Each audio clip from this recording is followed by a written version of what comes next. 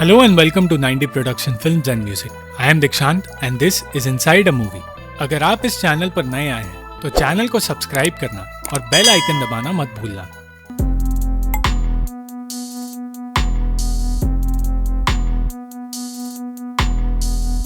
इस वीडियो में हम बात करेंगे 2020 की फिल्म अ परफेक्ट एनिमी के बारे में, जो कहानी है जेरेमी की, जिसकी मुलाकात टेसल नाम की एक लड़की से होती है और उनके बीच की बातें एक ऐसा डरावना मोड़ ले लेती हैं कि जेरेमी अपना मानसिक संतुलन खोने लगता है।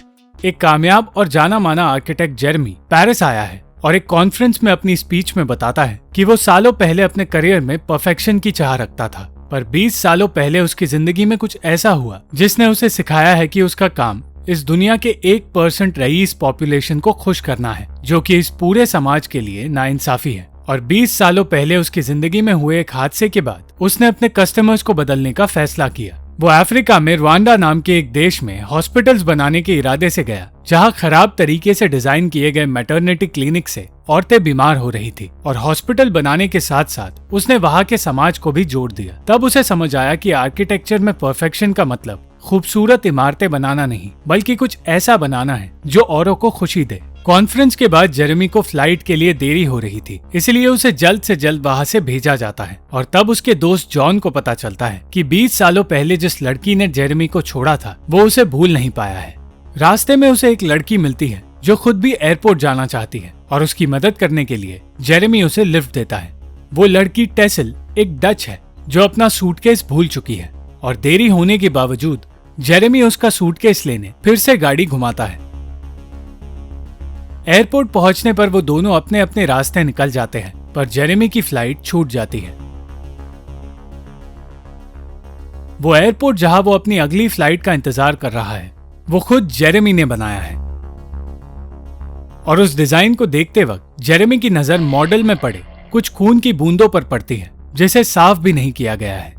अपने स्पीच के फोटोज और रिव्यूज देखकर उसे अच्छा लगता है, पर एक बुरा कमेंट दिखते ही वो उसे डिलीट कर देता है। तब उसके पास टेसल आती है, जिसकी फ्लाइट भी छूट गई है। जेरेमी उससे पीछा छुड़ाना चाहता था और कुछ वक्त अकेले बिताना चाहता था, पर टेसल बात करना बंद ही नहीं करती। जब यही बात जेरेमी उससे कहता है तो टेसल को ये बात बुरी लगती है। वो जेरेमी को सिर्फ एक बिजनेसमैन की तरह देखती है, पर फिर उसे पता चलता है कि वो उसी एयरपोर्ट का आर्किटेक्ट है।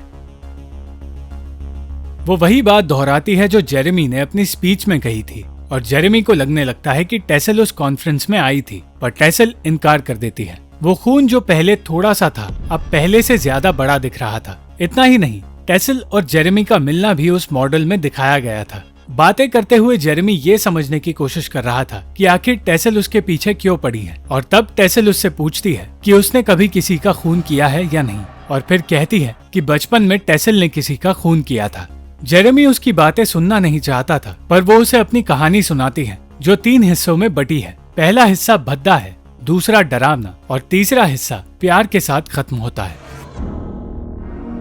10 साल की टेसल अपनी माँ, उनके पति और 3 बिल्लियों के साथ एक छोटे से मकान में रहती थी। कहानी के बीच में टेसल रुक जाती है और जेरेमी से कहती है कि वो उस जगह के बारे में इमेजिन कर रहा है जहाँ उसने खुद अपना बचपन बिताया था। वो कहती है कि जब हम कोई कहानी सुनते हैं तो खुद की यादों के हिसाब से उस कहानी को बुनने लगते हैं, पर टेसल चाहती थी कि जेरेमी उसकी कहानी को टेसल की ही नजरों से देखे। गरीबी में जी रही टेसल खुश नहीं थी और कोई उससे प्यार नहीं करता था, और ना ही उसे ढंग का खाना मिलता था, जिसे ना खाने पर उसे पीटा जाता था और सजा में बिल्लियों का भद्दा खाना उसे बनाना पड़ता था।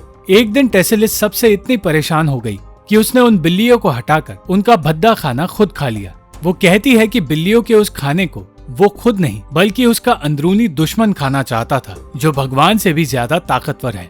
वो अंदरूनी दुश्मन हमारे आसपास की हर अच्छी चीजें तबाह करने की ताकत रखता है।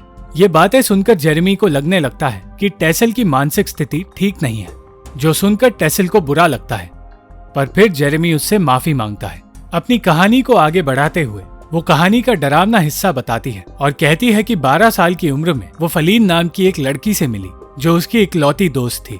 जेरेमी का भी एक ऐसा ही दोस्त हुआ करता था, और जिस तरह टेसल फलीन के परफेक्शन से जलती थी, जेरेमी भी उस लड़के फ्रैंक से जलता था। फलीन के पास वो घर और परिवार था जैसा टेसल चाहती थी, और एक रात टेसल के अंदरूनी दुश्मन ने उसे फेलिन के परफेक्शन को खत्म करने पर मजबूर कर दिया, जिसके बाद काले जादू का इस्तेमाल कर टेसल ने उसे मार दिया। अगले दिन टीचर्स ने उन्हें फेलिन की मौत की खबर बताई और कहा कि उसकी मौत हार्ट अटैक से हुई थी। जेरेमी टेसल की बात पर भरोसा नहीं करता और कहता है कि फेलिन की मौत सचमुच हार्ट अटैक से हुई होगी, जबकि टेसल का मानना था कि उसी ने फेलिन को मारा है। इन सारी बातों से जेरेमी थक चुका था और इसलिए वो उठकर वहाँ से चला गया, पर टेसल ने फिर भी उसका पीछा नहीं छोड़ा। जेरेमी को अब उससे डर लगने लगा था, पर अचानक टेसल वहाँ से गायब हो गई और जेरेमी को लगा कि टेसल ने अब उसका पीछा छोड़ दिया है। कुछ वक्त बाद वो फिर से जेरेमी के पास आई और जेरेमी को एहसास हुआ कि टेसल के हाथ में एक चाकू है, पर असल में उसके हाथ में सिर्फ एक पेन था। वो जबरदस्ती उससे बातें करने की कोशिश कर रही थी और तब अचानक जेरेमी को पता चला कि वो उसके कॉन्फ्रेंस में आई थी। सच पता करने के लिए वो जॉन से बात करता है, पर जॉन का कहना था कि उस नाम की कोई भी लड़की उस कॉन्फ्रेंस में नहीं आई थी और फोटो में जो लड़की थी उसका नाम एलिस है। पर जब जेरेमी टेसल से उसका पासपोर्ट लेता है तो उसमें उसका नाम टेसल ही लिखा था और जेरेमी को लगने लगा कि शायद एलिस और टेसल दोनों अलग लोग हैं। अपनी कहानी के आखिरी हिस्से में टेसल अपने प्यार के बारे में बताती है, जहां वो अपने घर को छोड़कर पेरिस आ चुकी थी और एक कब्रिस्तान में उसकी मुलाकात एक औरत से हुई। उस औरत को देखकर पहली बार टेसल को परफेक्शन का एहसास हुआ, पर जब टेसल ने उससे बात करने की कोशिश की तो उसने टेसल से बात भी नहीं की और ये बात उसे बिल्कुल अच्छी नहीं लगी। उसने गुस्से में उस औरत का पीछा किया और मौका मिलते ही उसे बेहोश कर दिया। पर जब वो उस बेहोश औरत को छुपाकर एक कोने में ले जाने लगी तो टेसल को पता चला कि वो बेहोश नहीं है। किसी तरह वो औरत अपने आप को बचाकर वहां से भागी और उसे बचा लिया गया।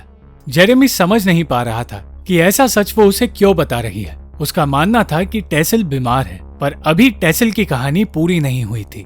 पेरिस की हर गली में वो उस औरत को ढूंढती रही, पर वो उसे कहीं नहीं मिली। इसके बावजूद टेसल ने हार नहीं मानी। वो उस औरत से ऑब्सेस्ड थी, पर एक बार उसने किसी और के पास जाने के बारे में भी सोचा और वो करना उसकी सबसे बड़ी गलती थी। ऐसा करने से वो और ज्यादा परेशान हो गई और जब उसने अपनी तलाश छोड़ दी तब 2 सालों बाद अचानक उसे वही औरत दिखी। उसका पीछा करते हुए वो उसी कब्रिस्तान में पहुंची, पर वो औरत टेसल को नहीं पहचानती थी।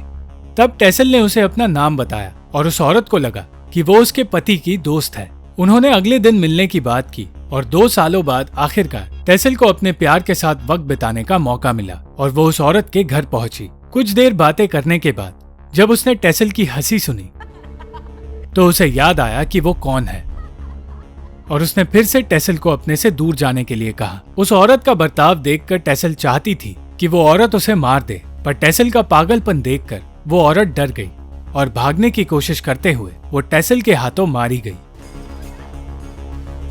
टेसल उसका नाम जानना चाहती थी, पर वो उसका नाम उसकी जुबान से कभी सुन ही नहीं पाई और कुछ देर बाद उसे पता चला कि उस औरत का नाम इजाबेल था और वो कोई और नहीं, जेरेमी की ही पत्नी थी। टेसल ने एक परफेक्ट मर्डर करके जेरेमी की पत्नी को मार दिया। जेरेमी अब इस खेल को बर्दाश्त नहीं कर पा रहा था, क्योंकि इजाबेल के गुमशुदा होने के दर्द से वो अब भी उभर नहीं पाया था और उसे लग रहा था कि किसी ने जेरेमी को परेशान करने के लिए टेसल को उसके पास भेजा है। अचानक गुस्से में आकर वो टेसल पर हमला करता है और पुलिस को इस टॉर्चर के बारे में बताने की धमकी देता है। टेसल की कहानी में उसे कोई सच्चाई नहीं दिख रही थी, क्योंकि जब इसाबेल उसे छोड़कर गई उस वक्त टेसल एक बच्ची थी, यानी कि 20 सालों पहले।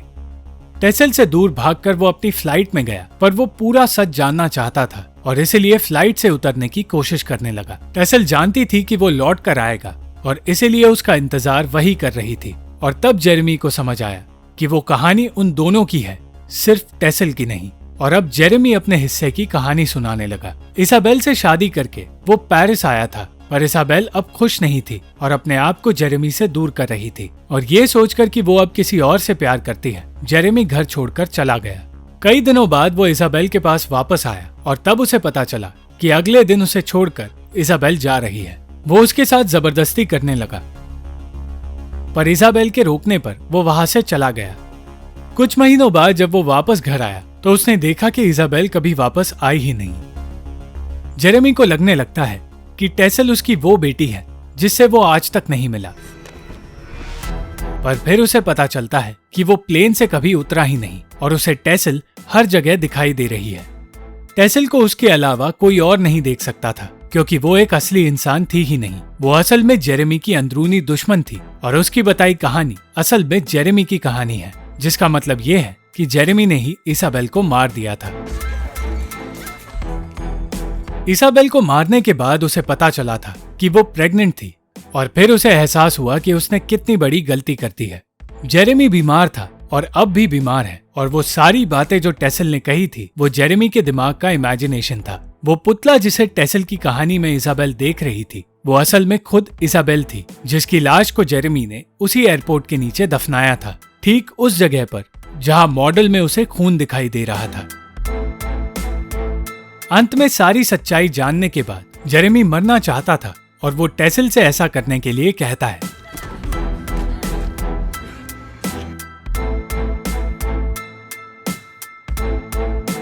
तब उसे समझ आता है कि उस पूरी कहानी में टेसल की जगह वो खुद ही था और ये जानने पर वो खुद को नहीं बल्कि उस अंदरूनी दुश्मन को खत्म करता है जो उसकी सच्चाई के बारे में जानती थी और अपने परफेक्ट मर्डर को वो हमेशा के लिए एक राज ही रहने देता है। Thank you for watching the video. अगर आपको ये वीडियो पसंद आई तो लाइक, शेयर और कमेंट जरूर करना और चैनल को सब्सक्राइब करना मत भूलना।